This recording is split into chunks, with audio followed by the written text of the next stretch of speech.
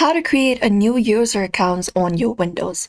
Hey everybody, if you guys are wondering how, you may follow up the simple steps. So all you gotta do is head over to your device's settings for that and open it up. And then once you open up your settings, you just need to head over to this option of accounts on your left hand side from the given options.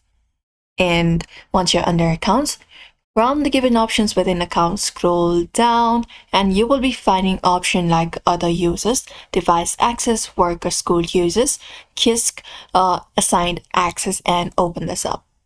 Now here in the other users, we have this option of add other user. All you gotta do is look out for add account option and it gives us option to add another account.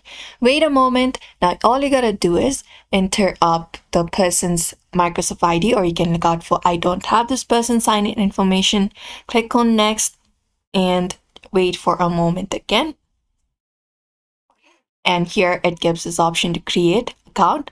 Look out for add a user without a Microsoft account again and head over to this section. Now you can go ahead and create a new user for this PC.